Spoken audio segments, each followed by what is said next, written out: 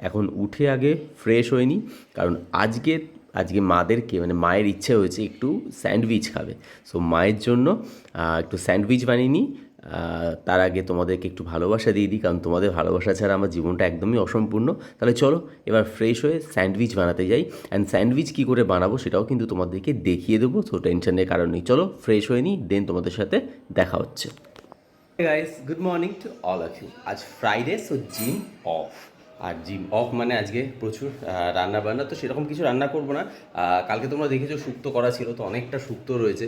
তো সেই শুক্তোটা তো বার করা হবে, গরম করা হবে। বাট দেখলাম একটা কাতলা মাছের মাথা রয়েছে, তো ভাবলাম কাতলা মাছের মাথা যখন আছে তার সাথে মুগের ডালটা তো ভালোই জমে যায়। আর তো ভাবলাম একটু কাতলা মাছের মাথা দিয়ে মুগের ডাল করে নেবো, আর তার সাথে করে নেবো রুই মাছের পাতলা ঝোল। কারণ মুগের ডাল অলরেডি একটুখানি রিচ হয়, তার মধ্যে আদা রসুন পেঁয়াজ সবই পড়ে। আর তাই জন্য সেটাকে ব্যালেন্স করার জন্য, আর যেহেতু শুক্তোটাও বেশ রিচ হয়েছে, কারণ বাবা শুক্তো করে তার মধ্যে তোমার ঘি, মাখন, দুধ, পোস্ত, সর্ষে সমস্ত কিছু দেয়। বাবা ঠিক ওই বিয়েবাড়ি স্টাইলের শুক্তো আমাদের বাড়িতে হয়। সো তাই জন্য ভাবলাম রুই মাছের বেগুন আলু দিয়ে পাতলা ঝোল করবো, কিন্তু সেটাও খুব ভালো টেস্ট হবে। সো কী করে করবো তোমাদেরকে দেখিয়ে দেবো। আর স্যান্ডউইচ করে নিয়েছি, তোমরা দেখলে দেখো। সো এখন চলো ব্রেকফাস্ট রেডি।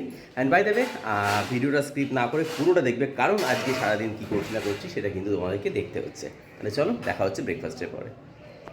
তো ফ্রেশ হয়ে রান্নাঘরে এসেই দেখছি মা কাতলা মাছ অলরেডি নুন হলুদ মাখিয়ে রেখে দিয়েছে। আর কাতলা মাছে কিছু পিসেস আছে, সেগুলোকেও নুন হলুদ মাখানো আছে। আর এদিকে আলু সেদ্ধ করা আছে। আর আমি যে স্যান্ডউইচটা করি না, এটা একটু আনহেলদি বলতে পারো, বাট হেলদিও। তো দেখো কী করে বানাচ্ছি। ভালো করে আলু সেদ্ধ করে আগে ওটাকে স্ম্যাশ করে নিই। আর এটাতে কিছুই না, একটু বাটার, একটু কাঁচা লঙ্কা আর একটু গোলমরিচ, এছাড়া আর কিচ্ছু পড়ে না। তো বাটারটাই যে একটু আনহেলদি বলতে পারো, কারণ ব্রাউন ব্রেডে করি, তো সেটা তো আমরা খেতেই পারি। আর পুরটা বানিয়ে নিয়েছি, সব কিছু একসাথে মেখে একটু কড়ায় বাটার দিয়ে নেড়ে নিয়েছি।